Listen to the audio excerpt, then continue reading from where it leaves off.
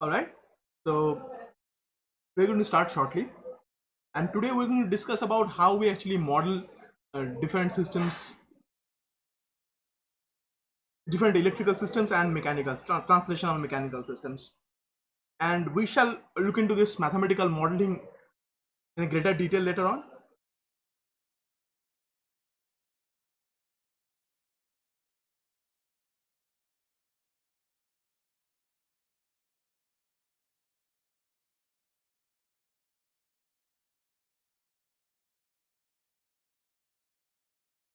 So this is our part 10. All right,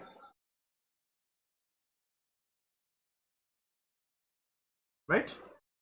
So today we're going to talk about mathematical modeling of physical systems.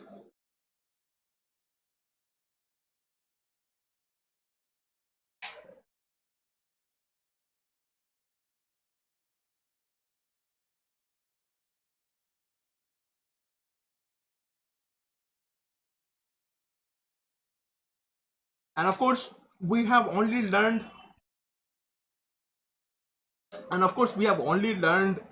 transfer function modeling. All right, so we are going to essentially develop the transfer function model of physical systems, right? And particularly here we're going to talk about basic electrical systems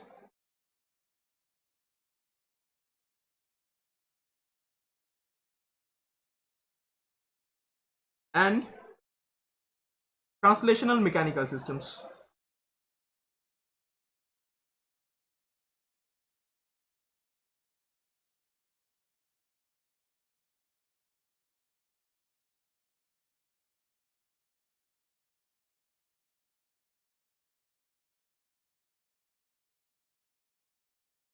And later on we shall move forward and develop the mathematical model for different electromechanical systems.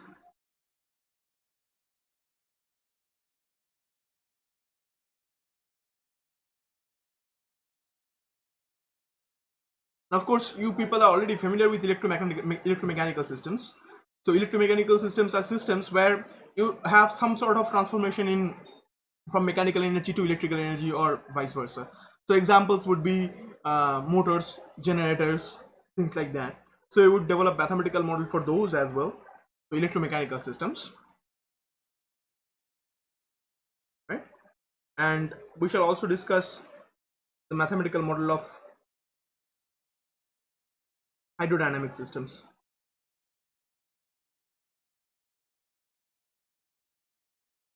So essentially fluid systems.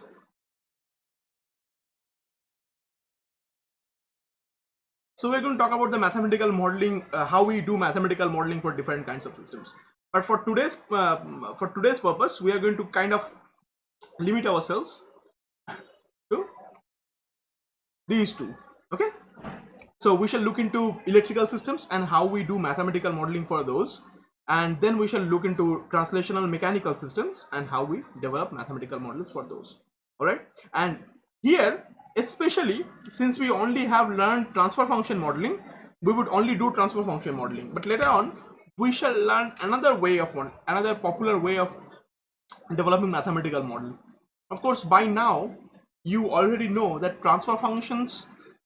that concept of transfer function modeling actually come with many limitations, right? And what are the limitations? First of all, the system has to be causal, system has to be linear, time invariant. It should have preferably it should have a single input and a single output, and the system should have zero initial conditions.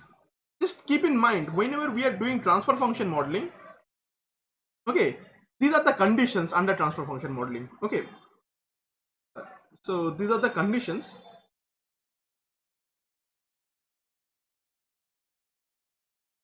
for transfer function modeling.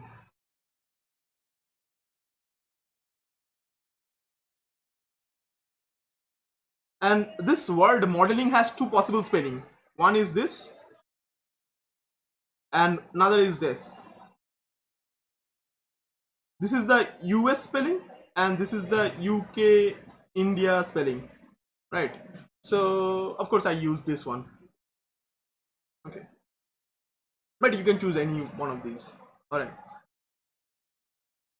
All right. So with that said, so we're right now I'm telling you the conditions for transfer function modeling. First of all, the system has to be linear time invariant system. Okay, the system has to be linear. The system has to be linear and time invariant. Okay, linear and time invariant. All right. The system has to be causal. Okay, the system has to have zero initial conditions.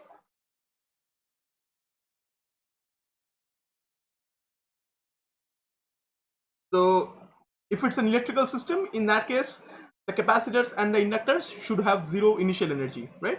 So the capacitor should not have stored any electrical charge, or the inductor should not have stored any magnetic flux, right?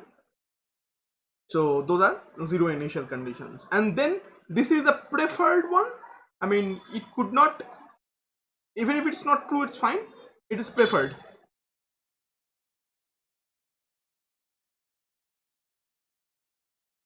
Preferred single input, single output. Okay. So these are the conditions under these are the conditions. These three conditions must be satisfied.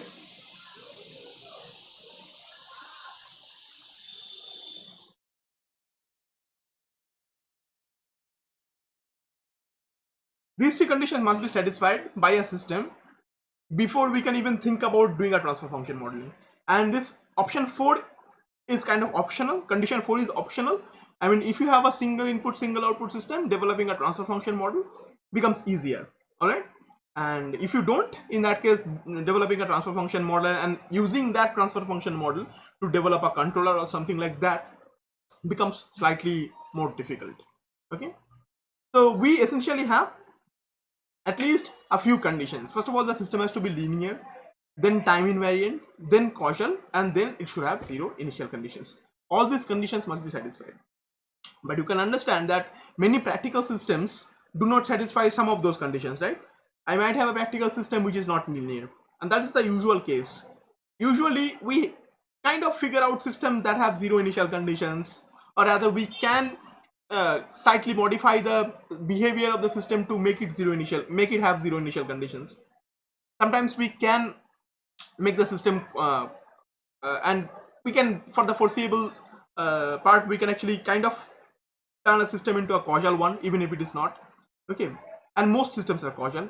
Most systems are time invariant, but again, problem is many systems are not linear in nature. Like, just to give you an example, a very simple, take a simple resistor, right? So the resistance is R, right? It's a very simple static system. Some you people already know that if, so for example, if Vt is the instantaneous voltage and It is the instantaneous current, then you already know that the It can be calculated by simply dividing Vt by this constant value, resistance. But this is not how it works, right? So what happens is, this is essentially kind of a conductor, right? This is essentially kind of a conductor, and inside that, what happens? Electrons are flowing, and when electrons are flowing, try to understand, every single electron has a certain dynamic behavior, right? These electrons are flowing, and what happens? They are bumping around with the crystals, right? So the material with which the resistor is made, okay, so it has certain crystalline structure, and the electrons that are flowing through that material, okay, would be bumping around with the crystalline structure, and their motion will be somehow sort of hindered by the crystalline structure of the material, right? So the material will kind of resist the flow of electrons, right? So the electrons, if you look at an individual electron, then that individual electron has its own dynamics, right? So all those electrons have their own dynamics. So essentially what they are doing, so whenever you are exciting a resistor with certain potential, all the electrons are getting charged, okay, and accordingly they try to move. But the moment they try to move, they would bump around with each other, and they would bump with, they would automatically collide with the crystalline structure. So there will be certain resistance. So if you think about it, then what is happening inside a very simple resistor, or maybe just a conductor wire, right? Very simple conductor wire is not that simple, really. So this is an equation for a for current flowing through a pure conductor, right? But it is not as simple as this one, right? This is an oversimplified equation. This is called Ohm's law, but this Ohm's law is a rather oversimplification, right? Because internally what happens, that actually is very complicated, but we are trying to essentially simplify everything into an equation that kind of looks like this one. Okay, you might have studied a slightly more complicated, slightly more complete version of this in electromagnetic field theory, but then again those also had certain simplifications. My point being, the concept of linearity in itself is a simplification, because many systems in nature, or rather almost all systems in nature, are somehow have some non-linearity.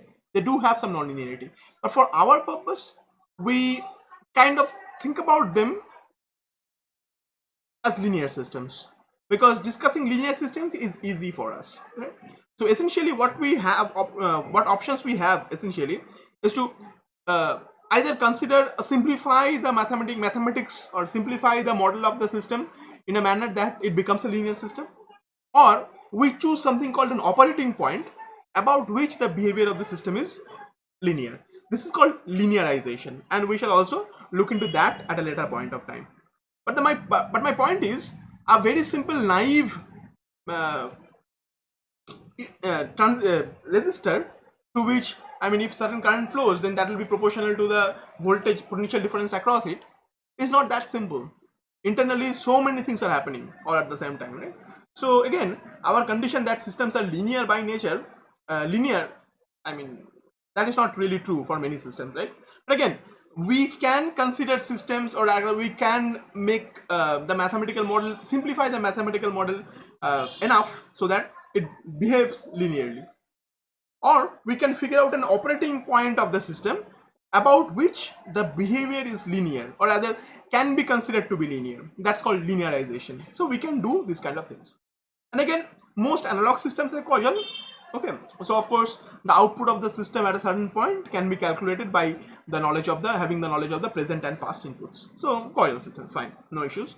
And we can assume zero initial conditions, but again try to understand, before you even start your system, if the capacitors or the inductors are holding certain amount of electrical energy for electrical system, okay, and if we are talking about mechanical system, we shall um, talk about that later on, okay. But the problem is, if some energy storing element in the system is storing certain energy before you even start the system, in that case your mathematical model or transfer function model will essentially fall apart, right? So these are the shortcomings of transfer function modeling, and these shortcomings are essentially relieved. Okay, none of these shortcomings are there, okay, none of these conditions are there in a kind of modeling which we'll study later on, is called none of these conditions are there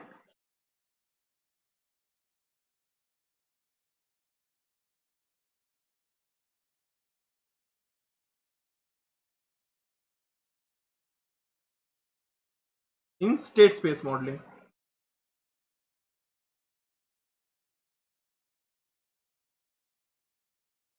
So we are going to learn that later on, okay. So this would be,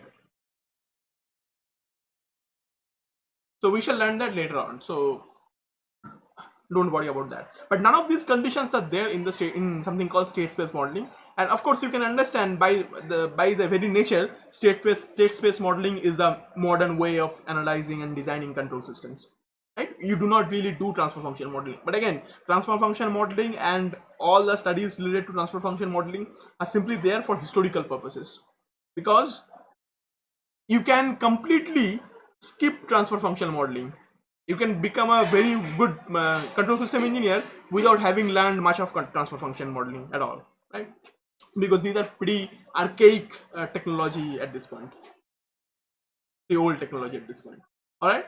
So, but again, we are going to discuss transfer function modeling nonetheless. All right. But everything starts with a differential equation. Whenever we are discussing dynamic systems, everything starts with a differential equation. So let's start. Let's model a very simple electrical circuit. Okay, a very simple electrical circuit again. So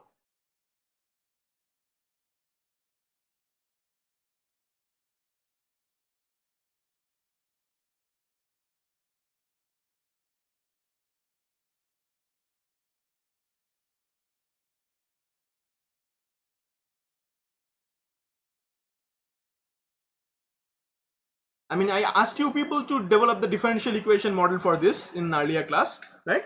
And now we are going to develop the transfer function model for that. All right. So, but again, let's start our discussion. So, as a very simple RLC series circuit, right? Let's consider this to be the R,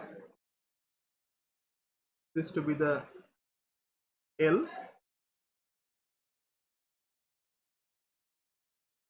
and this to be the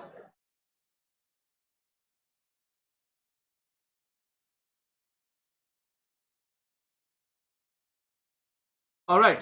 This is R, this is the resistance, this is the inductance, and this is the capacitance. Now, of course, the input is the total voltage across the whole thing, right? So I'm considering that to be the V input, right? So that's the voltage, total voltage across the whole thing, right? So this is plus, this is minus, right? Or maybe just use a different terminology here. Let's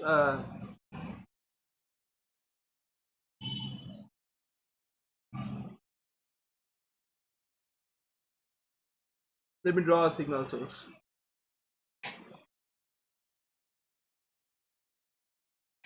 All right. So that's the voltage that appears across the whole circuit. Okay. So that's my input essentially. Now it's up to us what we want to consider to be the output, right? Because when I excite a series RLC circuit, for example, as simple as that, okay, I might want to consider the current to be the output of the system. I might want to consider the voltage across the resistor to be the output of the system, voltage across the inductor to be the output of the system, or voltage across the capacitor to be the output of the system. We might want to consider any of these to be the output of the system, right? But we have to choose one of them. We have to choose one of them, right? But again, this problem is also alleviated in state space modeling, because state space model does not require the system to be, or rather does not prefer single input single output systems, right? You can have multiple inputs and multiple outputs, or rather you can consider multiple inputs and multiple outputs in your system whenever you are doing state space modeling. All right. But for transfer function modeling, you have to settle with one output, right? But then after that, you can modify that to other outputs as well. We are going to see that, right? For the moment, let's consider the instantaneous current through the whole circuit is IT, and the voltage across the capacitor, let's assume that to be VCT. So that's the voltage across the capacitor, and we are putting suitable directions for everything. So again, voltage would have certain polarity and currents would have certain direction, right? So we have this very simple equation. So let's write down the Kirchhoff's voltage law, right? So let's write down the mesh equation. So this is having a single mesh, right? So of course we are starting from this point, so we see a negative sign, and the voltage is V in T. You people did this already. Someone is asking, what if I want to find out the voltage across each of the elements? Yes, we are going to do that. We are going to do that. So this is the voltage here, right? Plus potential drops are considered positive, at least. Again, you can use any notation you want, but again, you have to be consistent with your notation, right? So what is the voltage across the resistor? Voltage drop across the resistor, that would be resistance multiplied with this, right? Right? Plus what is the voltage drop across the inductor? That would be L di dt. All right. What is the voltage drop across the capacitor? That is something I know it to be VCT, right? Because I defined that already. So voltage across the capacitor is this one. And again, we are now back at the point where we started from, right? So back at the node where we started from. So this is our mesh equation. So this is thanks to Kirchhoff's voltage law, right? All right. So now let's rearrange a few things. So I have RIT, but now try to understand what is IT. IT is the current that flows through the resistor, also flows to the inductor, but also flows to the capacitor. So IT is the same current that flows to all of the individual elements, because this is a series circuit, right? So whatever current flows to this will be the same current that flows to this, and the same current that actually flows to this. So if we think about the capacitor, then I can say the capacitor has a voltage current relationship like this.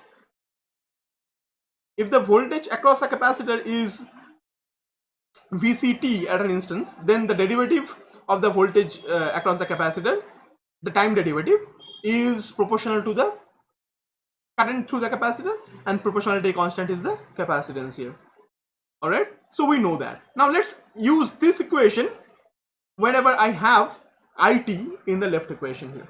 So again, I'm going to pull this to the right hand side, so don't worry about that. So the first element I have is RIT. So instead of that, I would write R C dVc dt, plus then the next one I have is L ddt of IT. So it will be ddt of C dVct dt, plus I have VCT, and that's going to be equal to V in T. All right, so that's essentially our KVL equation. All right, so essentially this becomes RC dVc dt, plus this becomes LC because those are constants, and then again we already have a derivative of voltage across the capacitor, then there is another derivative, so that would essentially be a second derivative. All right, and this is VC, and that is equal to V in. That's fine. All right, so now, so V in T again. All right, so now let's take the Laplace transform on this equation, right, on both sides. So taking Laplace transform, now we are assuming that the Laplace transform of VCT is Vs, so we are is VCS, so we are assuming that the Laplace transform of VCT is essentially VCS, okay, and assuming Laplace transform of V in T is V in S. We're assuming these two, right? And that's obviously quite obvious assumptions. So with that said, if I apply Laplace transform assuming zero initial conditions, so essentially writing applying Laplace transform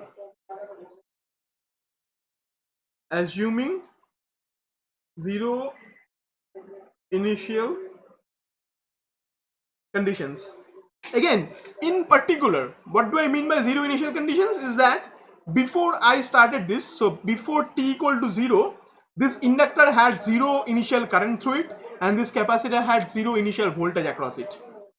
So essentially I am writing so current through the inductor would be essentially the current through the whole circuit. So I0 minus would be 0, and voltage across the capacitor, which is VC0 minus, so before the circuit started, essentially was also 0. So those are what I mean by saying zero initial conditions. All right, so this equation then becomes RC. Then of course the first derivative of VC, if I take Laplace transform on that, that would become S VCS, plus, now again if I take the Laplace transform here, then it's a second derivative of VC, so that's going to be S square. So I have LC S square VCS, plus then I have VCS, and that's equal to V in S. That's what we have done. So we have taken Laplace transform assuming zero initial conditions. All right, so of course we can now factor out VCS from the left hand side, okay, and we'll be left with LCS square plus RCS plus 1. So we have factored out VCS, and that's equal to V in S. But recall, we can now take this ratio of the input to the output, but ratio of the output to the input. But what was our input? Our input was this one, right? So this one was our input, and this one was our output, right? So of course the Laplace transform of the output would be VCS, Laplace transform of the input would be V in S. So if I take the ratio, so essentially we want to calculate VCS by V in S. So that's the ratio of the output to that of the input. That becomes simply 1 by LCS square plus RCS plus 1. Alright, nice. So now if I assume this to be our input, so if this is our input, right? So this is our input and this is our output, then what is this? This is the transfer function of the system, right? Then this is the transfer function of the system. And again, the concept of transfer function entirely depends on what our input is, what our output is, right? So here I am assuming the input to be the voltage across the whole thing and the output to be the voltage across the capacitor. Then my transfer function is this one. Okay, so I can write if the transfer function denoting the transfer function relating the voltage across the whole circuit. So that's the input.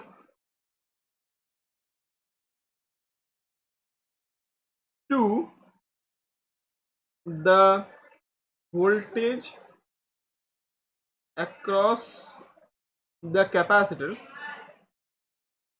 for this very particular circuit, right? So that's the output is given by, so GS is equal to 1 by LCS square plus RCS plus 1. Alright. So again, this idea entirely depends on what I am assuming to be the input and what I am assuming to be the output. So that's fine, right? So what we have essentially is the voltage across the capacitor, Laplace transform of that relates to the voltage that appears across the whole circuit with this expression, right? So LCS square, 1 by LCS square plus RCS plus 1, right? So I can take this to the right hand side and I can multiply this with V in S. So essentially I would have VCS is equal to V in S, right? So that's fine, right? Now what if we want to calculate the current IT? So what if I consider IT to be the output? Here I am assuming IT to be the output, right? So essentially what am I looking for? I am looking for IS, right? IS is the Laplace transform of the output, right? So what I'm looking for essentially is the Laplace transform of the output, right? So IS. Now problem is, how do I calculate the current here? How do I calculate the current here?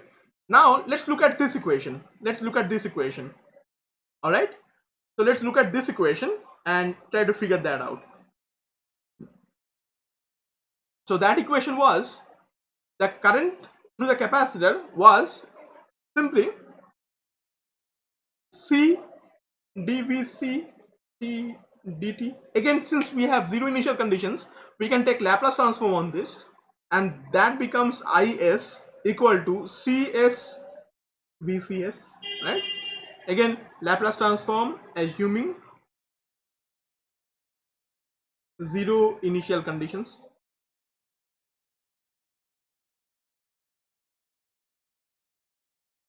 All right. So with that said, we already have an expression for VCS, right? We already have an expression for VCS. So let's copy that and paste it here. So that's your VCS, and all I have to do is multiply that with CS. That's gonna be the Laplace transform of the current. So essentially, if I now consider the Laplace transform of the current, So if I consider the current to be the output, and of course the input is that same thing, then the transfer function becomes Cs divided by LCS square plus RCS plus 1. So essentially, if I consider different inputs and different outputs for the same system, the transfer function will be different. But then again, we can, once we have done the mathematical modeling with minor modifications, we can actually calculate the transfer function between two different variables, right? But just keep in mind, one of them has to be input, has to be considered to be input, and another to be the output. Here I am considering the current to the whole thing to be the output, and the voltage across the whole circuit to be the input, right? So that's another transfer function. So again, so that's equal to, again, so this is the transfer function when V in T is the input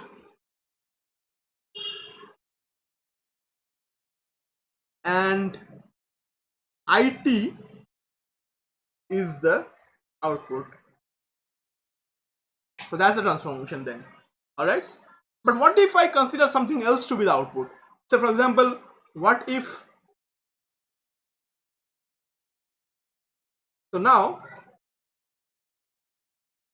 what if current through voltage across the resistor is the output? What if VRT is the output, right? So voltage across the resistor. Of course, voltage across the resistor can be Laplace transform. Essentially, voltage across the resistor is essentially R into current through the resistor, and if I take Laplace transform, then that becomes VRS is equal to R into IS, and that essentially results into R multiplied by your expression for IS. But what is the expression for IS? This one, right?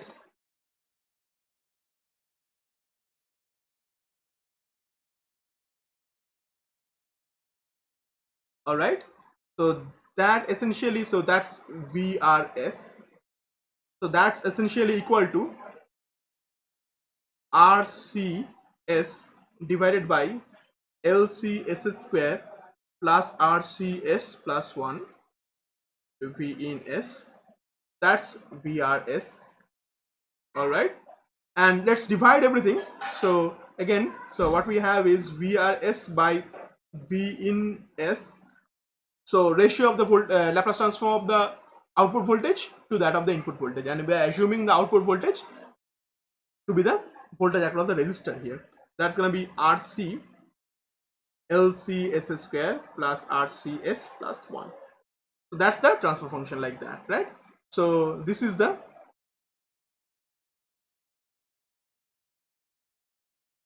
transfer function when voltage across the resistor is the output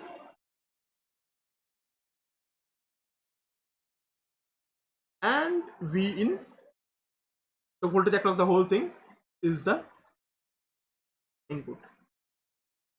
Now it's entirely up to us what we want to consider to be the output and what we want to consider. Someone is saying I have missed an S. Why did I miss an S? Oh yeah, sure. Right.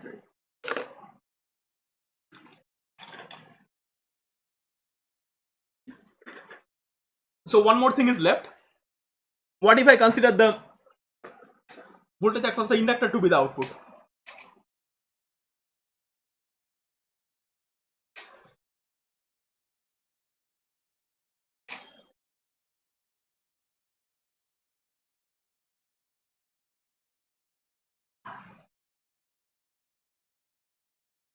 What if VLT is the output, right? What if I assume that to be the output? So voltage across the inductor to be the output. Of course, we have to figure out that you get the idea, right? We already have current, right? Current to the whole thing.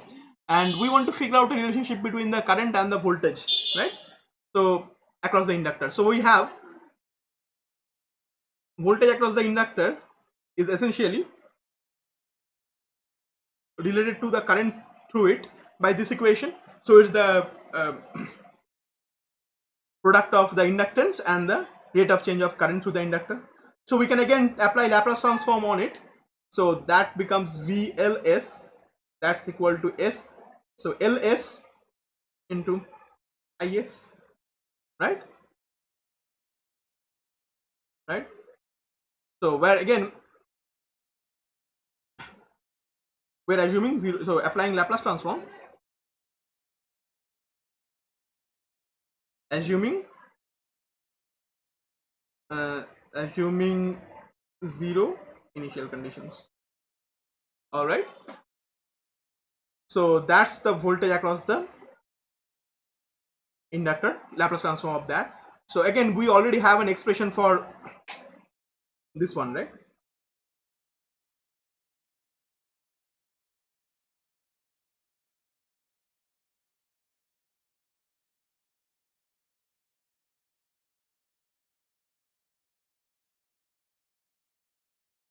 What is the current? So right. So already have an expression for this, right? So let's take the expression for the current.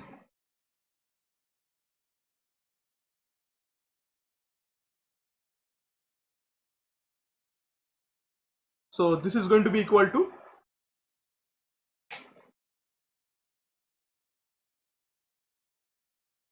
that's going to be equal to L into S into, so IS can be written as this into V in S. So we already know that. So with that said, this becomes LCS square divided by LCS square plus RCS plus 1, and that essentially is the transfer function between the voltage across the inductor and the input voltage, right? So this is the transfer function between the voltage across the inductor and the, right? So of course this is the input, this is the output, understandably, right? So you people already now understand that once we have done the mathematical modeling, we can actually develop the transfer function model for, once we have developed the differential equation, once we have figured out the basics, we can actually change it, tweak it slightly, and we can actually derive the transfer functions for everything.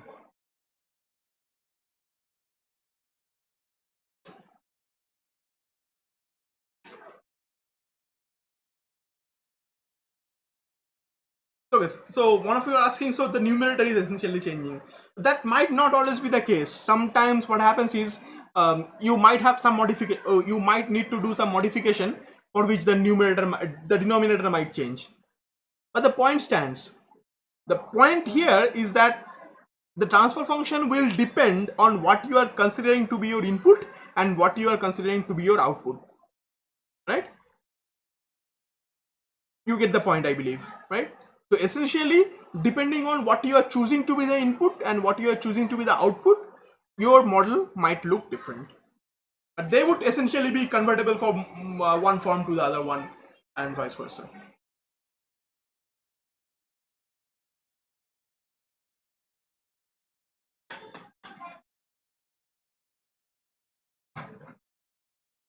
All right.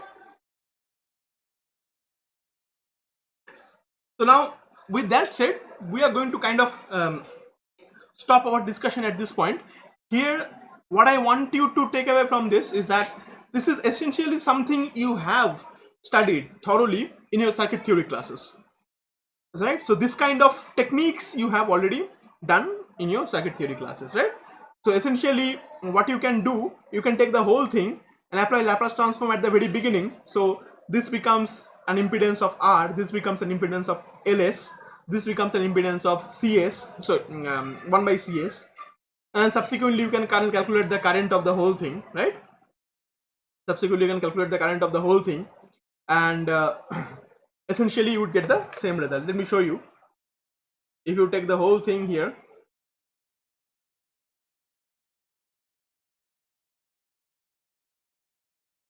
and apply Laplace transform, in that case apply Laplace transform assuming zero initial conditions. So under that case, this becomes Is, this becomes V in S, this remains R, right? This has an impedance of SL, you know that. This has an impedance of 1 by SC, right? And subsequently this becomes VCS, so like that, right? Like that. So of course now we would know that the current through the whole thing is the voltage across the whole thing divided by the total impedance, and here we can add up the impedances like that since it's a series circuit. So that will be R plus SL plus 1 by SC, right? So again, if you just do a simple calculation here, so you would see this is V in S, and the simplification goes, so this CS divided by LCSS square plus RCS plus 1. So that was the expression for Is, right? So we can now calculate the transfer function between Is and V in S just like that. That's going to be CS divided by LCS square plus RCS plus 1. All right.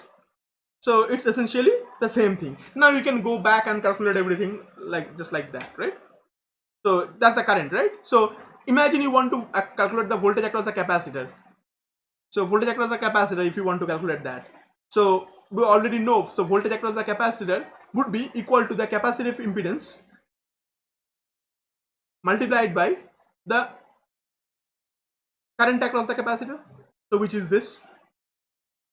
That's the capacitive impedance multiplied by the current across the capacitor. That's the voltage across the capacitor, right? So again, the current across the capacitor is this one, because that's the current across the current. So current through the capacitor is this one, because that's the current through everything. So I have 1 by SC here. So these will cancel out, these two terms will cancel out essentially. So, and we would be left with 1 by LCS square plus RCS plus 1 into V in S, and that's equal to, that's your voltage across the capacitor.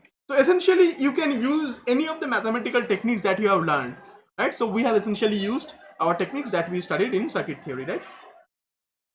And again, these impedances, these are very very simple to understand, right? I believe, because just recall that the so essentially, in case you cannot recall, so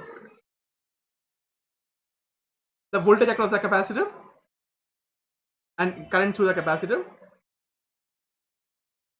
So voltage across the capacitor and current through the capacitor is defined with this relationship. So essentially, if we take Laplace transform with zero initial conditions, then that becomes Is and that becomes SCVS, and the impedance essentially Zs is defined as the voltage by current across a certain element, right? So in that case, Zs, the impedance essentially becomes Vs by this one, right? So essentially that's equal to 1 by SC from that equation, right? From this one. So that's the impedance of a capacitor, right? That's a very simple thing to understand. But try to understand something very important here, that this itself is like a transfer function. That the impedance itself is a very simplified version of a transfer function. Because what is impedance? Impedance is essentially the ratio of the Laplace transform of the output of the voltage with the ratio of the Laplace transforms of the voltage with the current for any electrical component, right? Now if the voltage is the output and the current is the input, then what is this? This is essentially the Laplace, this is the transfer function by definition. So impedance is essentially a simplified version of transfer function for electrical components, right? Just like that. So essentially this is a transfer function, okay, for a simple capacitor. So this is essentially the transfer function of a simple capacitor when the input is the current through the capacitor and output is the voltage across the capacitor. That's the impedance, right? Similarly, for an inductor, the voltage across the inductor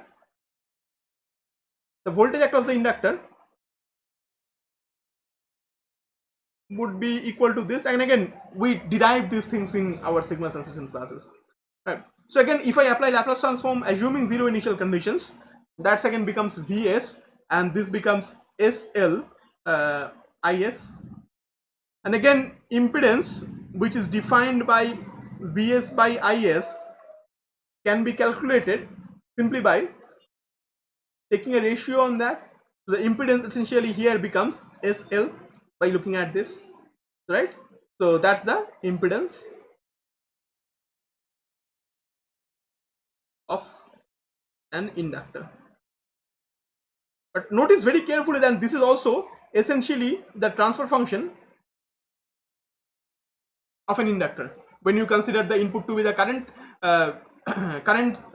through the current through the inductor, and the output to be the voltage across the inductor, right? So impedance is essentially a transfer function for electrical components where the input is considered to be the current through that component and the output is considered to be the voltage across the component. Under that case, the transfer function is known as the impedance.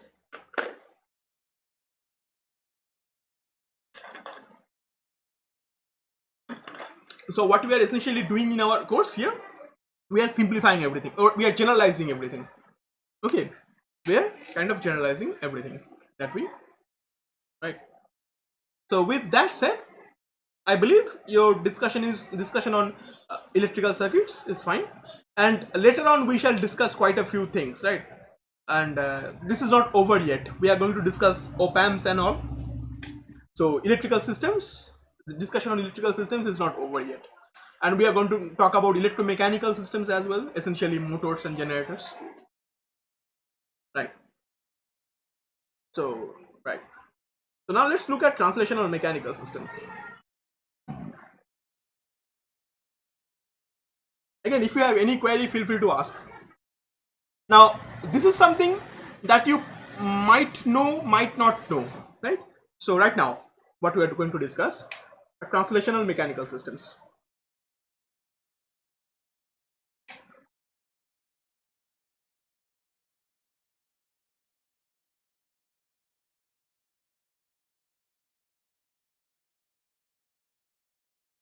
Translational, and of course, what is translational? Translational means, of course, translational means something that has rectilinear motion. Okay, so something that moves in a straight line. Okay, so essentially we are talking about movements in straight line, and of course these are there for simplicity. Okay, if we talked about rotational mechanical systems, things will be like a mechanical engineering course, right? And just one more thing, I told you the de facto standard book for control system engineering is the book written by Katsuhiko Ogata, right? So modern control engineering by Ogata. He is a mechanical engineer himself. All right. So now translational mechanical systems. Now, of course, whenever we are discussing electrical systems with an electrical engineer, I didn't have to discuss capacitors, inductors, resistors separately, right? But for mechanical systems, I have to discuss individual elements, right? So what are the individual elements for a translational mechanical system, right? These are the three individual elements. One would be a mass. And of course, what is a mass? So of course, mass is represented by that. So essentially, we have three elements, just like our electrical circuits. We essentially have three elements here as well. We would have a mass, so that's a mass. But what is the mathematical relationship? What is the mathematical relationship? Now I have to think about what I consider to be the input, right? So before this, the voltage across the whole circuit used to be the input for our system. The current could also be input, things like that. Okay, but for mechanical system, what should I consider to be the input? A translational mechanical system? Of course, for translational mechanical system, we often consider forces to be the inputs, right? Because if I have a mass object, right, an object with certain mass, then I can apply certain force, and because of that force the object will probably move, okay, or change its state. Accordingly, forces will be considered to be the inputs here, right? We can consider some other things to be the inputs as well, but we are going to consider the force to be the input. So we can apply certain force to be the input. So here we are writing F to be the force here, right? So again, if F is the force, okay, just so adding F is F to be the force, right? Just keep in mind F in small letter is the force, right? Right. So of course it's a function of time. So we are applying a variable force on the mass, right? And imagine the mass is resting on a completely what should I say, a completely frictionless surface. So there is no other force acting on the mass, right? Imagine this is the only force acting on this mass. Imagine that. Imagine this is the only force acting on this mass, and then of course what would happen? This mass would accelerate, right? This mass would accelerate, and imagine its instantaneous position is xt. If its instantaneous position is xt, okay, in that case the mathematical relationship for this mass object is given by force equal to mass into acceleration, right? So that's your Newton's second law. So that's the relationship. So force at any given time is equal to mass multiplied by the acceleration. And what is the acceleration? It's a second derivative of the instantaneous position, right? So we are just putting out the terminology here. Ft is the force, xt is the position, x dot t is the velocity, x double dot t is the acceleration, or could be deceleration, right? If it's a negative value, right? Doesn't matter. So deceleration is essentially negative acceleration, right? So these are the terminology we use, right? M is of course the mass, which is a constant, right? So that's one of the components we have, right, in translational mechanical systems. And again, why are we considering this to it? Why are we saying translational? Because I am assuming that things are moving in a straight line, right? Because if this was rotational, in that case force would not be the differentiating factor here, right? In that case it would have been torque. If we have if we discuss rotational mechanical system, under that case torque would be the input, not the force, right? So we are just skipping that. All right. So after mass, what else do I have for translational mechanical systems? Now this is what we have for translational mechanical systems. We have something that is drawn this way. Now if you see something like this in an electrical circuit, this would be a resistor, right? But for a mechanical circuit or mechanical system, if you see a drawing like this, it would essentially mean it's a spring, right? It's a spring, right? It's a spring. Now just one more thing, whenever we are drawing something mechanical, we have to put a reference frame. We have to put a reference frame. Just like for electrical circuits, even though we didn't do it, we had to put a reference frame as well. What was our reference frame in particular? That reference frame was a ground here. So essentially we had a ground node, right? Because we were measuring voltage across something with respect to something, right? If we say 10 volt, we are measuring that voltage with respect to ground. We have a reference for zero potential, right? So that was the reference. So essentially that acts as a reference frame for our electrical circuit.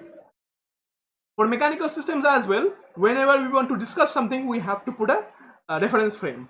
So this is a reference frame. Essentially that's a frictionless ground. So we are assuming this to be a frictionless ground.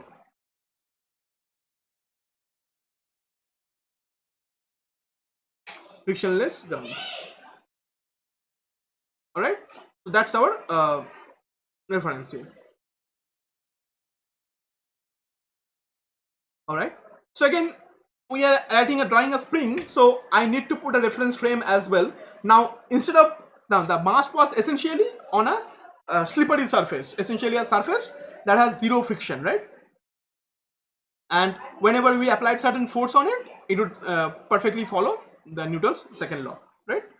Now here, similarly for a spring, we are assuming that we again have a reference frame, but now instead of being on a frictionless surface or something like that, we are assuming that the one end of the spring is attached to a firm fixture, right? So this is kind of a wall, fixed wall.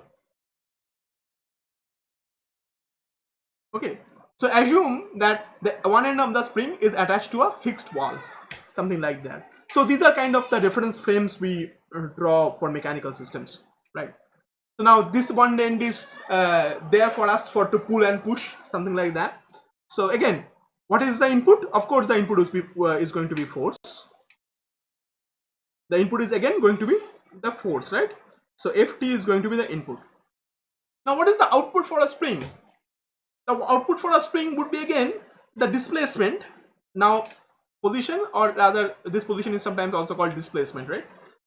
Now or rather instead of position, let's say displacement.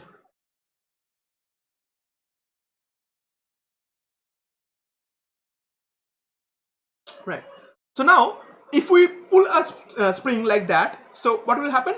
The spring will elongate and accordingly it will have a positive displacement. So essentially, if this is the nominal position of the spring, and if we pull the spring, okay, the spring will elongate and it will have a displacement in the direction of the force like that, right? All right. And now if we similarly look very carefully, if we push the spring in this direction, in the opposite direction, then the spring will contract, and accordingly we would have contraction like that, right? So we would have negative displacements, right? All right. So now essentially, now look at this very picture here, okay, and try to understand something very important, right? So try to understand something very important is that if I apply a force in this direction, right? If I apply a force in this direction, what happens? Say, imagine I am pulling the spring, right? So what would happen is, if I pull the spring will also pull me, right? The spring will also pull me, right?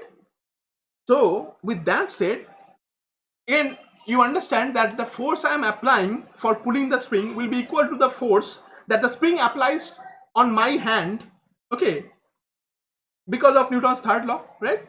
So essentially, if I pull the spring with a certain amount of force, then the spring will also pull me with that certain amount of force, but in the opposite direction, right? So that is how Newton's third law really works here, right? So here, this is the action. This force was the action, right? So we applied a certain force and the mass object moved here. Now here, for developing the mathematical model of the spring, we do not write down the model for the action, right? Because often what happens, the force is not directly applied to the spring.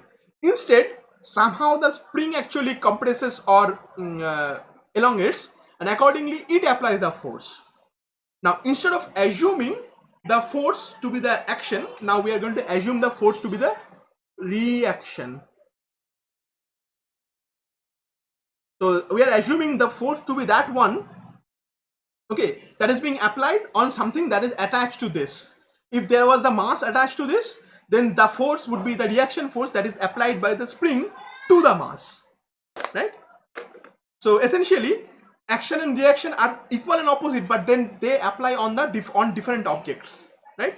So we are pulling the spring, so the action here is the force that is being applied on the spring, but the spring also pulls me back with the same amount of force, right? So essentially the spring applies the same amount of force in the opposite direction on my hand.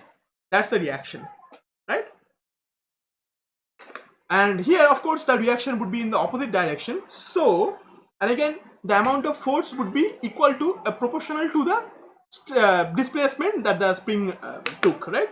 So if the spring was stretched further, the amount of force will be larger. If, or similarly, so if I compress, it will apply a force in the opposite direction, so it will try to elongate. And if I try to pull it, and if I elongate it, it will try to automatically compress back to its original position. So the direction of the force will be opposite, and it is proportional to the displacement. And as such, here we are assuming the force to be equal to minus kxt. Now here this k is the spring constant. This k is the spring constant.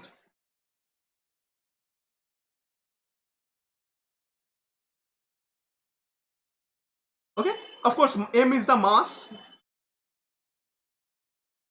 It has a unit of kg, and this is the spring constant. Okay, and if you haven't understood the action reaction mechanism here, we are going to do something, a complete mathematical model. The concept of action reaction would be pretty clear then. The concept of action and reaction would be pretty clear. You will see. Just keep in mind that this is the reactive force we are assuming here, not the action here. This is the reaction. So again, this is a spring constant, just keep in mind. And the unit for the spring constant is Newton per meter. So Newton per meter. All right.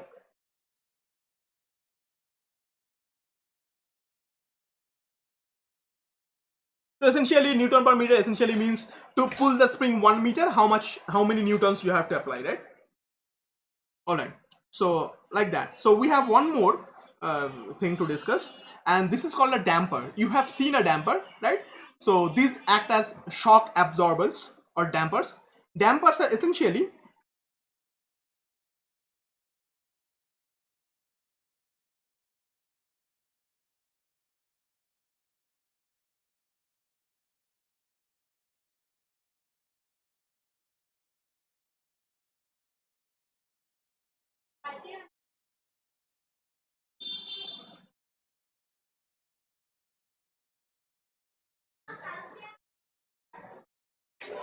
what is happening.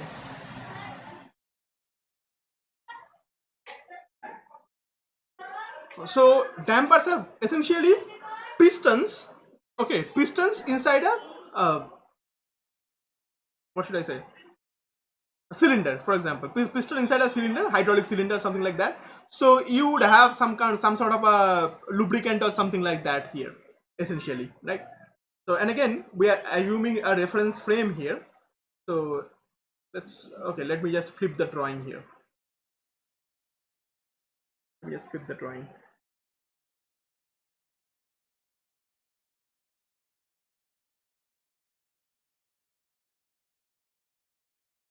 Okay, so those who drive vehicles, you people have seen these things. Okay, these are there in the suspension system of your vehicle. These are there in the suspension system of the vehicle.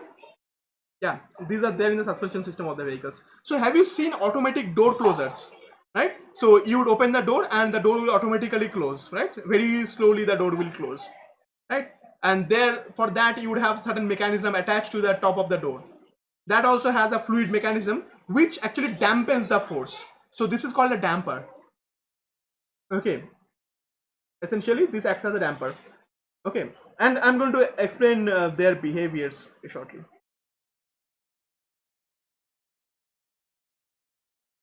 So this essentially provides something called the viscous friction. So essentially there would be a viscous material. So essentially here we would have a fluid inside this.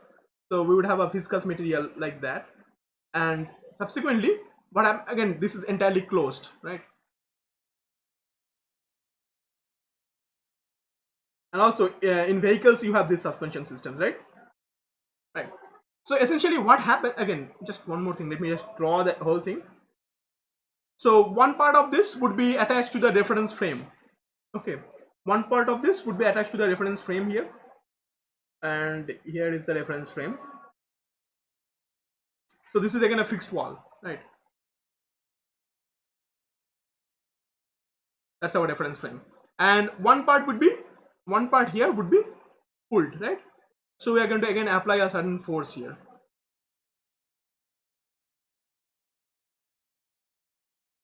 Right. So now here is the viscous action of viscous friction. So what happens? So this is a viscous fluid, right? This is the viscous fluid. So essentially a thick fluid, something like that, a viscous fluid.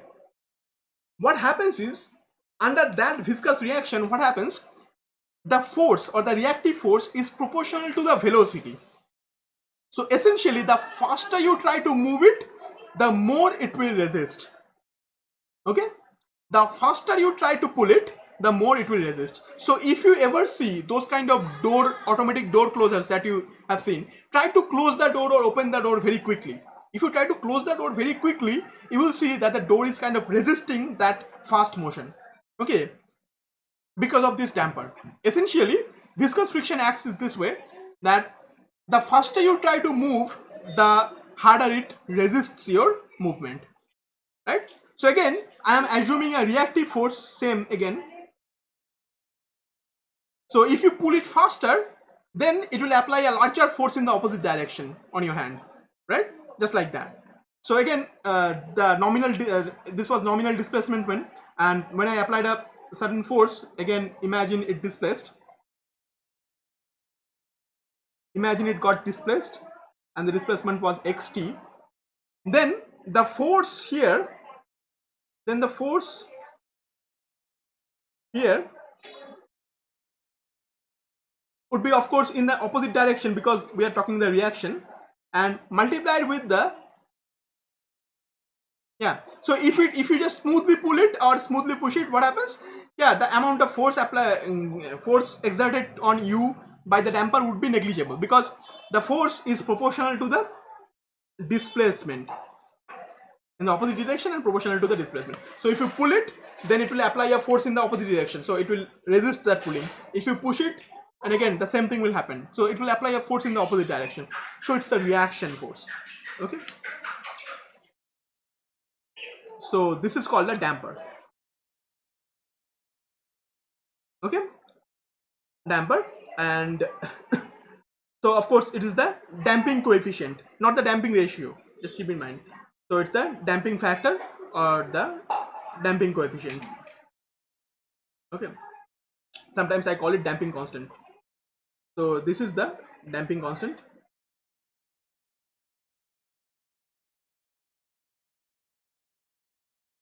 And foreseeably the unit would be simply Newton divided by meter per second. Okay, so Newton divided by meter per second. Essentially the unit of force is Newton, the unit of velocity is meter per second, so Newton meter per second. But let's look at the dimensions. Newton divided by meter per second, so that's going to be Newton second divided by meter. But what is Newton? Newton is kg meter per second square, right? And then we have multiplied by second, so, and divided by meter, so we have meter cancels out and second gets multiplied, so this is kg per second, right? That's kg per second. So instead of writing Newton meter per second, I would simply write kg per second. The unit is equal to kg per second.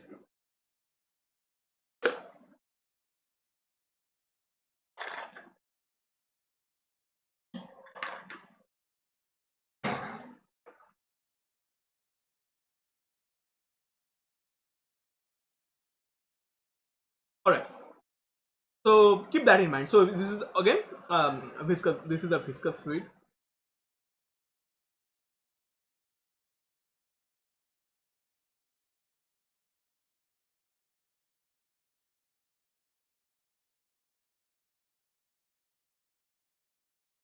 Okay,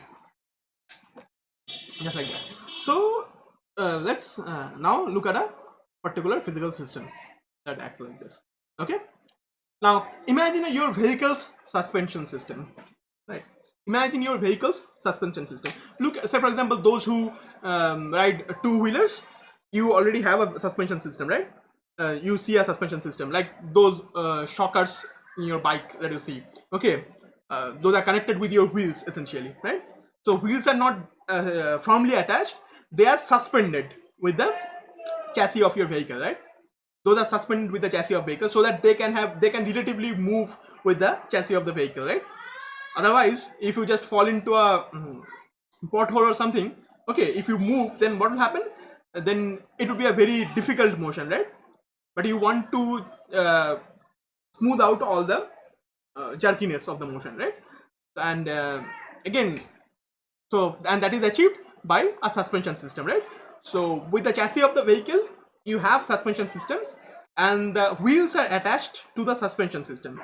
So the wheels can have certain relative motion with respect to the chassis of the vehicle. Otherwise, what will happen? Every motion or every disturbance the wheels receive will be directly transmitted to your directly transmitted to your vehicle, rest of the vehicle, rest of the chassis, and you as the rider would feel those forces, right? That's not recommended. So now let's look at an example. An example would be a vehicle suspension system.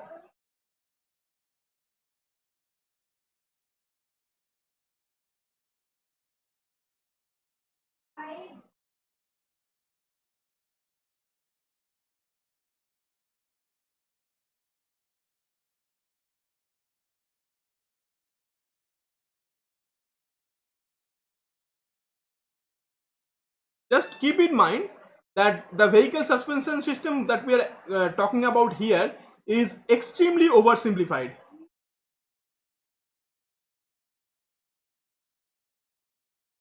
Okay, talking about, otherwise if we don't oversimplify this would take like 10 classes to discuss a proper vehicle suspension system, and that can only be done to mechanical engineers, of course not to electrical engineers, right? Because there will be so many mechanical things. So what we are essentially doing, an oversimplified version of a vehicle suspension system. All right, so essentially now let me just show you what I mean. So this is a rough road, right? Wow, my computer just modified the rough road into a smooth one. Fantastic. And imagine this is the part of the vehicle. Okay, this is the part of the vehicle, and I am drawing the vehicle as a box. This is the part of the vehicle. Okay, this is the part of the vehicle, and of course this is acting as a mass, right? So essentially imagine this is the part of the vehicle. Say so imagine it's a two-wheeler. I'm only looking at the rear wheel, right? I'm only looking at the back wheel, the rear wheel.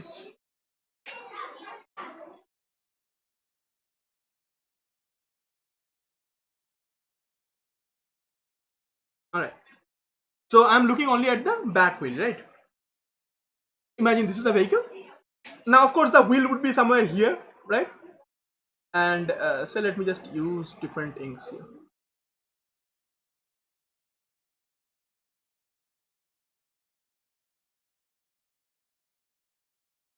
All right, so of course all the forces, all the changes, all the disturbances would be directly, so if I directly attach this mass with the, so essentially if I directly attach the vehicle with the chassis, so this is the vehicle chassis, right?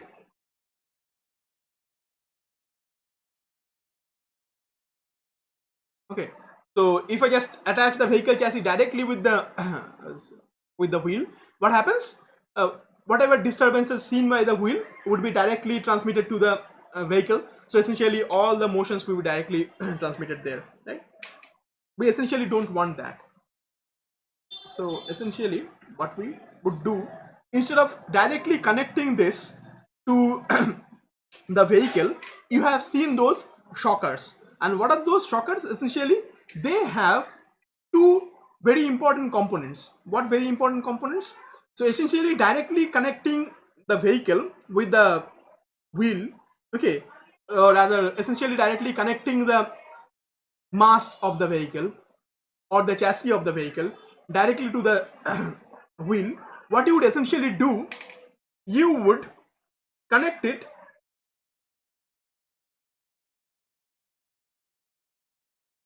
via a spring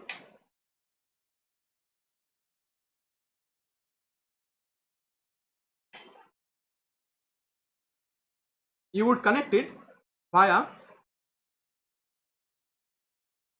a spring and a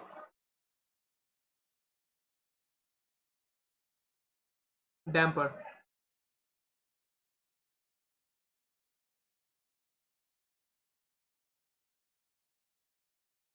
All right. So now what happens is, so when certain forces do apply here, so this is again spring, this is the damper. So when certain forces apply here, so when certain changes happen here, so when you have certain displacements happening here, what will happen? Those displacement will not be directly transmitted to the chassis of the vehicle, right?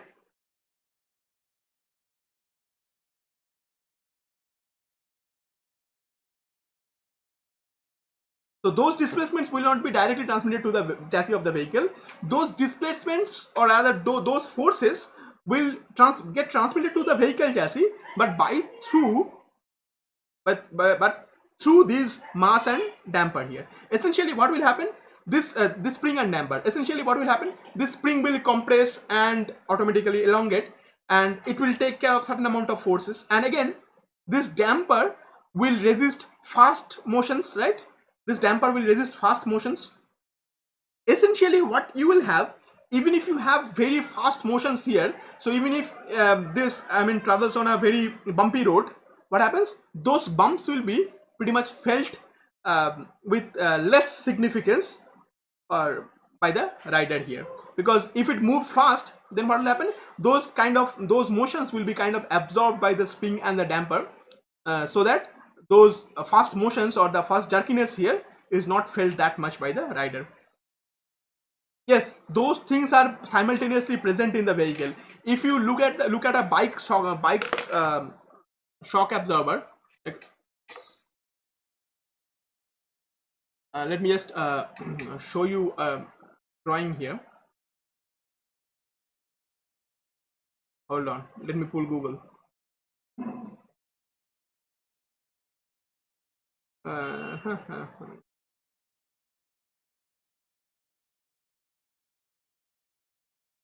So let me ask Google and let me show you a drawing.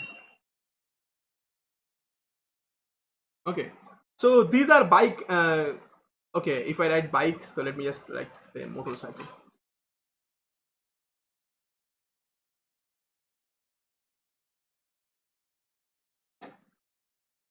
Okay, look at the motorcycle suspension system. Look very carefully. You have a spring. Let me just pull the whole figure. I don't know.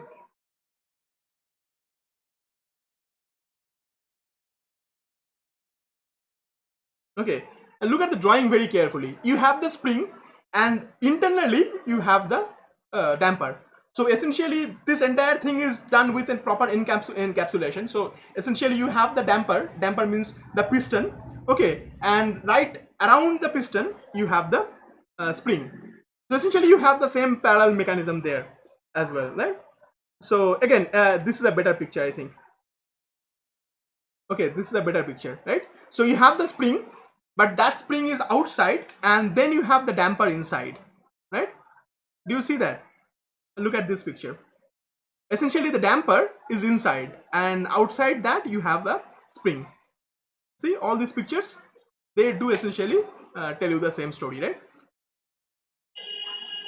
Yes, so outside the damper you have the spring, so you do not attach them separately like that, because that would be not strong mechanically speaking, right? So you essentially have a damper inside that. So the piston, look at the piston, the small portion here. Okay, and that's the cylinder of the piston, and outside that you have the spring. Yes, these springs do have very large spring constants, right? These springs do have very large spring constants, depending on the mass of the dead mass of the vehicle and the mass of the riders. Maybe if two people ride on a bike at the same time, so the mass would be around 180 kgs, maybe 170 kgs, 160 kgs, right? And subsequently the mass of the bike is around, say for example, I don't know, maybe some 300 kgs or something like that, 300 400 kgs. And subsequently these springs, they do have to support all those forces, right?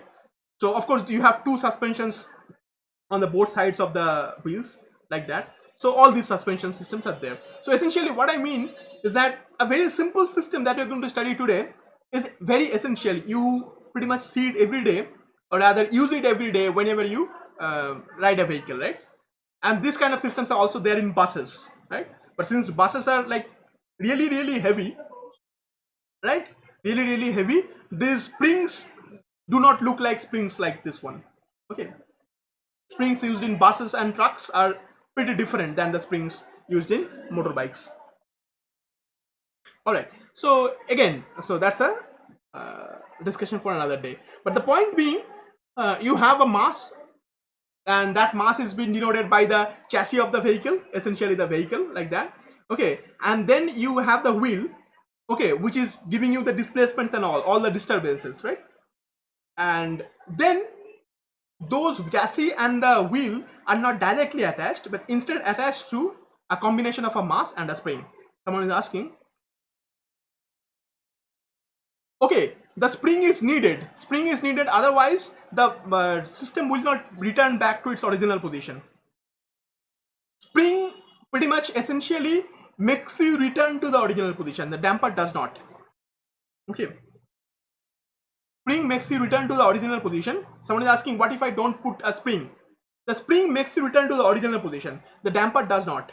The moment the velocity becomes zero, the damper stops, right? So the piston of a damper can stop at any position, right?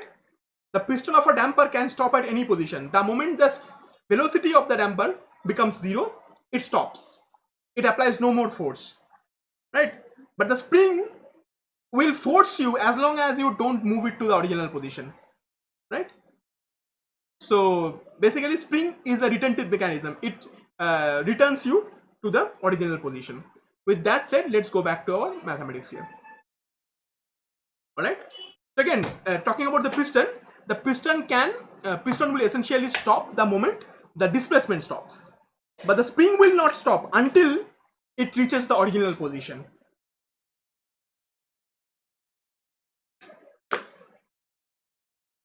Yes, someone is saying the damper will stay in its place because the pressure is not removed. Yeah, it's the same thing, same meaning, right?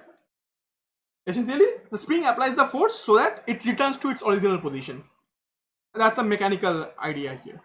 Now, of course, whenever we are discussing this kind of systems, we do have to draw it slightly differently to make sure that we have a better understanding, right? So all the disturbances are appearing from the road itself, right? From the rough road.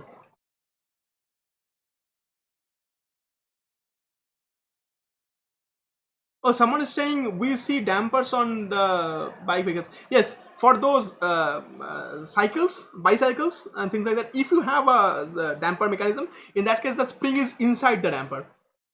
Okay, the spring is so thin in that case because a bicycle is not that heavy. The spring is inside those. Yes, if you buy a high-end bicycle, in that case you would have a damper, but those dampers will be the piston and the spring will be inside the whole enclosure. The spring will not be exposed, but there is a spring.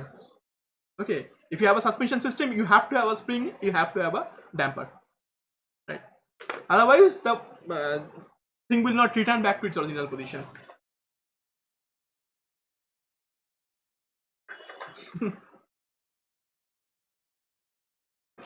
All right, now let's think like a mechanical engineer, right? Now we have to come up with a what should I say, reference frame. Now what am I going to consider to be the reference frame, right? What am I going to consider to be the reference frame? You might think that the vehicle chassis is going to be considered to be the reference frame, but no, vehicle chassis is not going to be considered to be the reference frame, because the displacement of the vehicle chassis, okay, how fast it moves, the velocity of the vehicle chassis, I'm going to consider that to be the output, because I'm a control system engineer and I want to control this suspension system, right? And if I want to control the suspension system, the variable that I want to control should be my output, right? So what is the variable that I want to control? The movement of the chassis, right? How quickly or how slowly the chassis moves, what forces the rider actually feels. So that is what I want to consider to be my output. So I cannot consider the vehicle chassis to be my reference frame. So what else could I consider to be the reference frame? Of course, I can consider the road to be the reference frame. So this bumpy road is going to be considered to be the reference frame.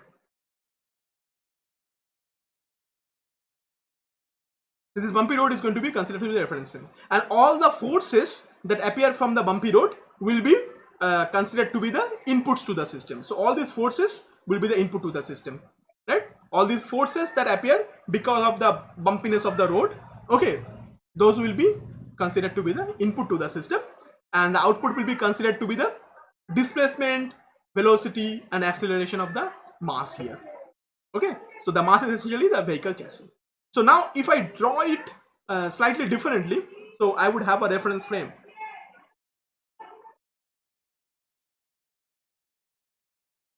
Okay, and the reference frame, and I am not considering the deformations and everything of the wheel, because wheel also contributes to some part of the suspension, right? The wheel also contributes some part of the suspension. I'm not going to consider that, just to simplify that. So I would assume that with the reference frame, the mass and spring are directly attached. Now instead of drawing this in this way, I can draw them separately, and I can say, okay, this is the spring,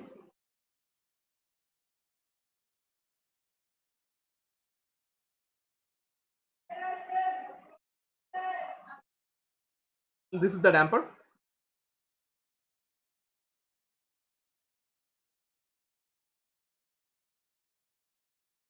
oh, I'm having a problem. All right, this is the damper, and those two things are attached to the mass, which is the chassis of the vehicle.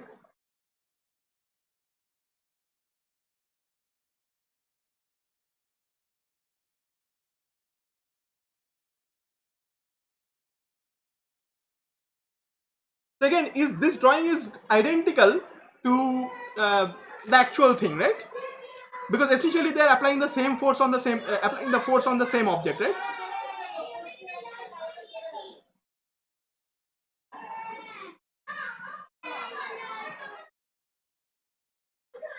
So this would have a damping ratio of B. This would have a spring constant of K, and essentially they would apply the same force. They would apply the force on the wheel. So essentially they would apply a force on the road, right? So essentially drawing this in this way, that they apply the force separately on the reference frame, it essentially means the same thing, right? So here the reference frame is this one. So essentially the same meaning is being preserved here, and here this is the mass, right? Right. All right. So yeah, sometimes we have.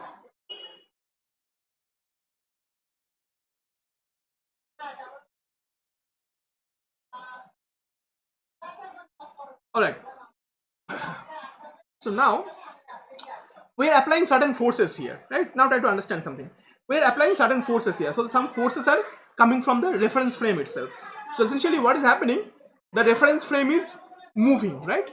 The reference frame is moving essentially. So the reference frame is moving essentially, and because of that some force is being felt by the mass and the damper and everything. All of these objects are kind of feeling certain forces.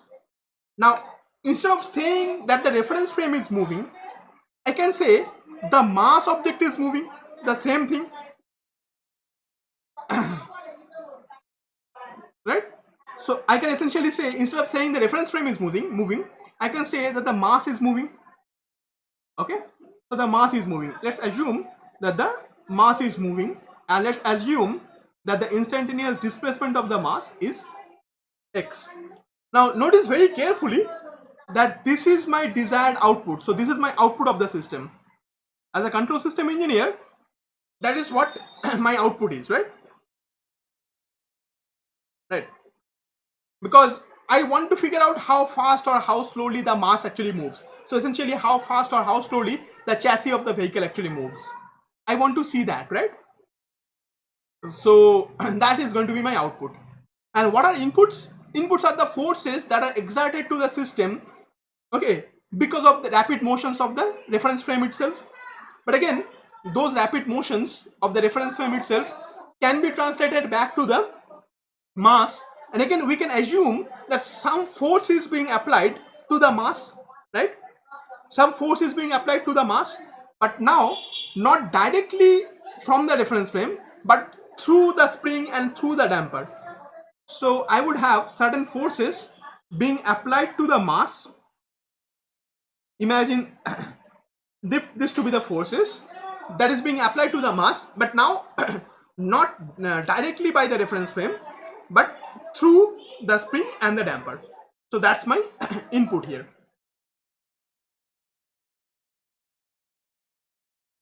Right. Now this mass is not just the chassis mass, but it also includes the mass of the rider, right?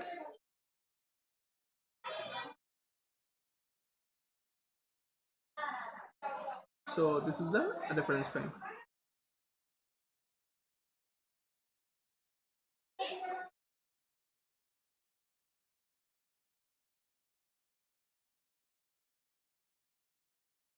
All right.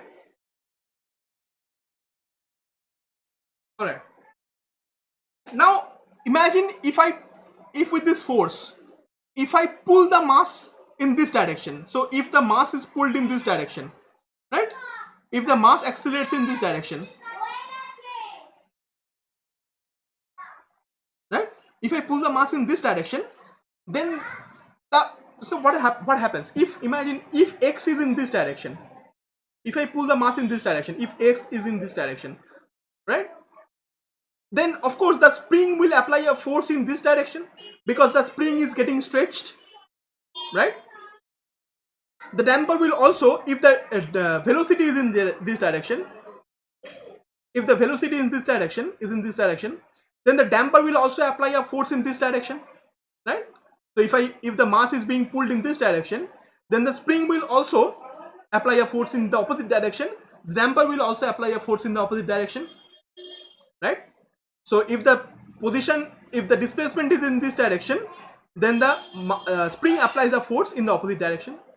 If the velocity is in this direction, then the damper applies a force in this direction, right?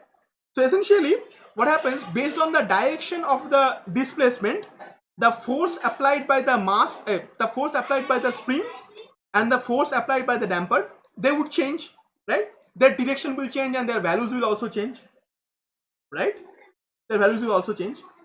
So let's now draw something called the free body diagram.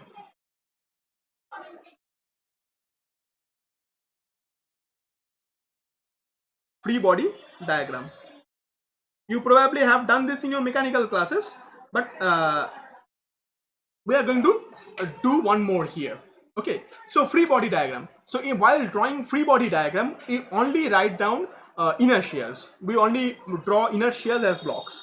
So what is the inertia here? That's the mass block here, right? So the mass block was only the only inertia here. So that's my inertia. And we then draw the forces. Okay, we then draw the forces. Just keep in mind that this was the instantaneous displacement, right? So if this is the instantaneous displacement, okay, if this mass is displaced in this direction, then this spring will apply a certain force.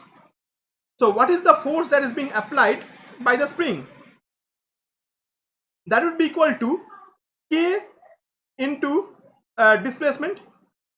Now K into displacement, K is the spring constant and displacement is this xt. But notice the arrow here. The arrow is in the opposite direction of the displacement, and that is why we don't have a minus sign. We don't have a minus sign simply because that the displacement and the direction of the force being applied by the spring are opposite. So if the displacement happens in this direction, then the force that is being applied to the mass by the spring will be in the opposite direction. So I have gotten rid of the minus sign, right? Understand this? Right. So the same thing will happen if the velocity is in this direction. If the velocity is also in this direction, then the force applied by the damper will be in the opposite direction, and it will be proportional to the velocity. But I have gotten rid of the minus sign because I am writing the force in the opposite direction, right? So essentially I am getting rid of the minus sign, and subsequently the arrow is in the opposite direction. So if the velocity is in this direction, the force applied by the damper would be in this direction. So this is essentially the free body diagram, right? All right. Now, with that said, the mass is moving in this direction, right? So the mass would have a certain acceleration. The mass would have a certain acceleration, right? So now let's instead let's say I am applying this force, right? What was the force that was applied?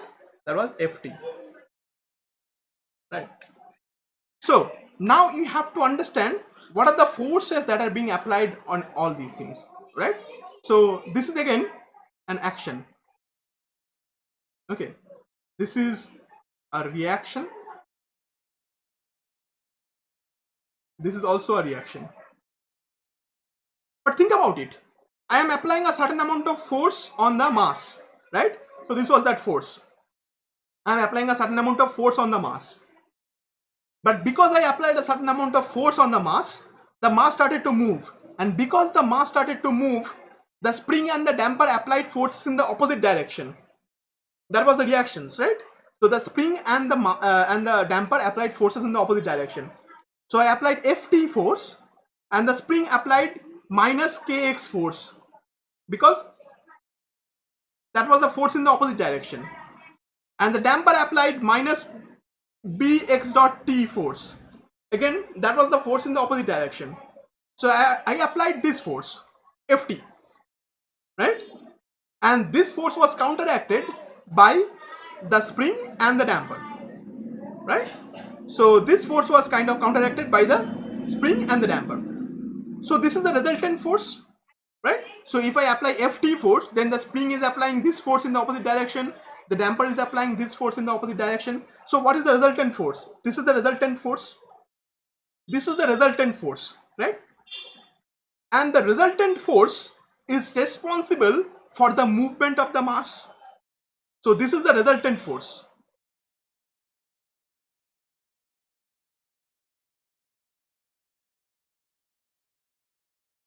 And this resultant force is responsible for the movement of the mass, right?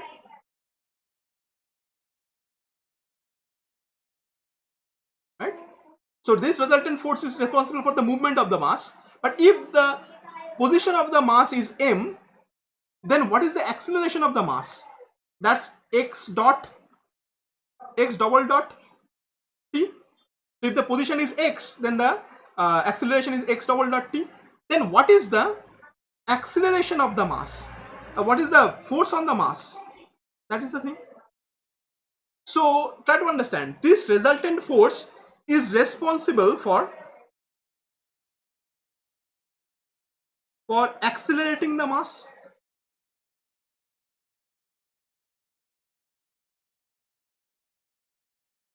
Right? So this resultant force is responsible for accelerating the mass, right? And what is the acceleration of the mass? That's x double dot. So what is the force? What is the resultant force? That's the mx double dot, because that is the force for which the mass actually moves, right? That is the force for which the mass actually moves. So I applied a certain force, which was the action, and because of the reactions created by the spring and the damper, the force will be reduced, and whatever is left is responsible for accelerating the mass. So whatever is left, so this is the amount that is left, and that is responsible for accelerating the mass. So what is the acceleration of the mass? That's x double dot t.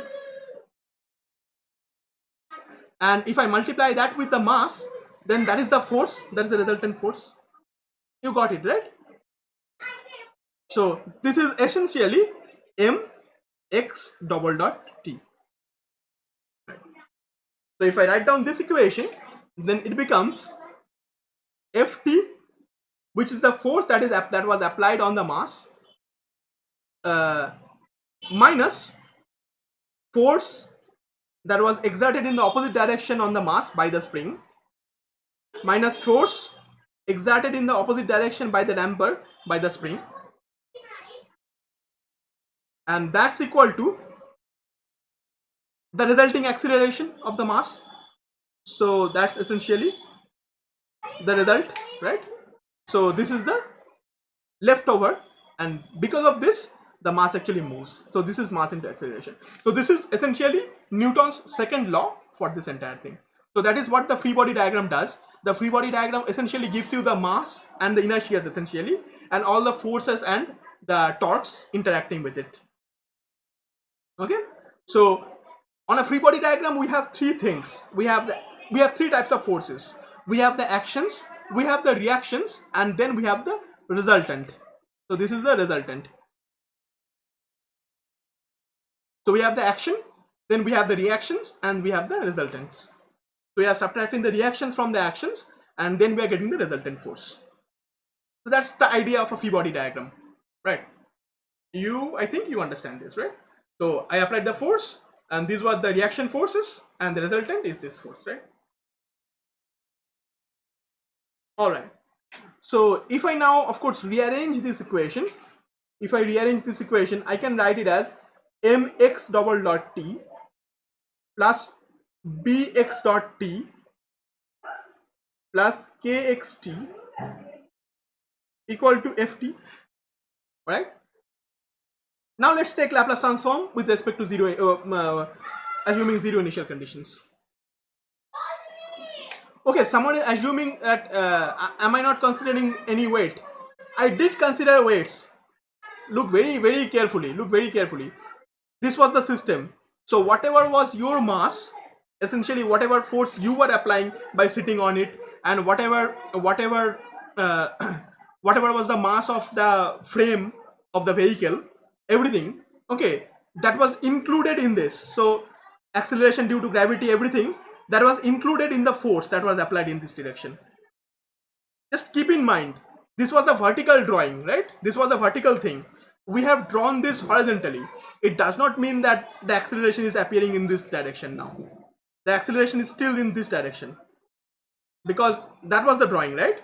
The acceleration due to gravity is in this direction. So your mass, everything will appear as a force in this direction, right? The mass and everything, and the force will appear as a appear in this direction. So all the forces will appear in this direction, and they can be combined into the force Ft, right? So if I have forces in this direction and this direction, if all of them are inputs, if all of them are actions essentially, right? So your mass is also an action, right? All the forces because of the bumpy road are also actions. So all these forces can be combined, right? That's quite obvious, right? So essentially the forces are actually being combined into this one. So all these forces due to gravity, everything, right? So your mass and everything, all the forces because of this. So m includes your mass and the mass of the vehicle and everything, right? All these things are combined. I have drawn it horizontally so that the free body diagram looks good.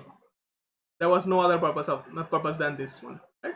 So this was the drawing originally, and this is the drawing I have done to make sure that we have a easier figure here. So now let's take Laplace transform assuming zero initial conditions. So again, that becomes ms square xs plus bs xs plus k xs, and that equals fs, right? So we are taking Laplace transform assuming zero initial conditions. So essentially the Laplace transform of xt is xs. So assuming Laplace transform of xt is xs, Laplace transform of ft, that is the force, to be fs, and as such. So this equation, from this we can take xs, we can factor out xs. So I would have ms square plus bs plus k into xs, that's equal to your fs. And if we calculate the transfer function now, where this is the output and this is the input, the force is the input and the displacement is the output, then that's 1 by ms square plus bs plus k, right? So this is your transfer function. And we are going to talk about what this actually means, what are the significance, how we can figure out how bumpy the system is, okay, how we can figure out suitable values for k and suitable values for m, suitable values for b, depending on how much mass the vehicle would have and everything, right? But we will discuss that later on. But for the moment, assume, but figure out that this is the transfer function of the whole system, where xs is the Laplace transform of the displacement and fs is the forces, Laplace transform of the forces to the system, right? So this is the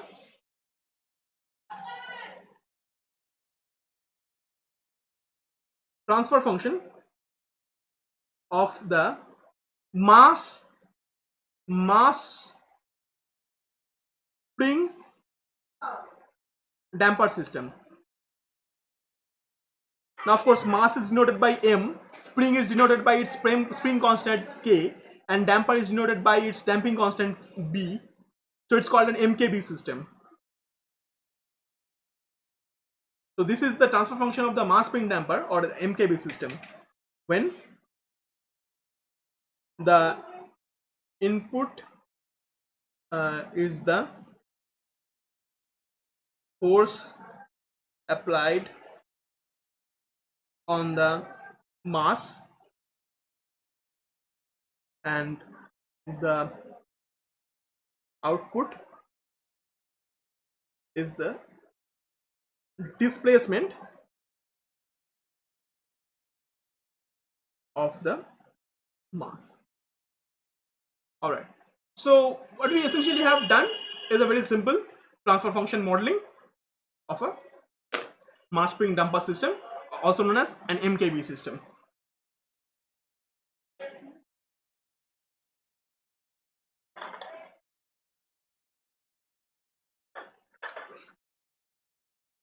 Again, we are going to discuss a few things about systems and all. And for the next class, I would strongly suggest that you go through this entire thing once more, because we are going to talk about the systems and how these things interact. And later on, we shall look at complicated systems. I mean, systems that are not this easy, right? Later on, we shall look into complicated systems like we would have multiple masses and multiple springs and dampers attached to one another, and we will see how we can use different kinds of modeling techniques to simplify our modeling efforts. With that said, this will be the end of our discussion today. If you have any query, feel free to ask. Otherwise, we are going to end our discussion at this point.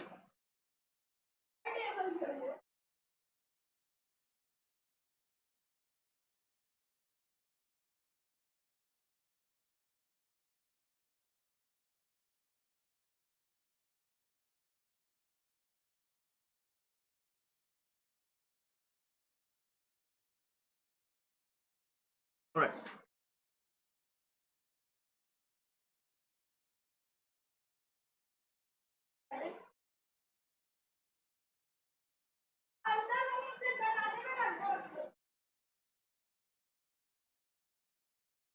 So thank you very much, and I'll see you tomorrow with Python programming. And again, if you have any query, feel free to just drop me an email. I will be definitely answering your queries. So thank you, and I'll see you tomorrow.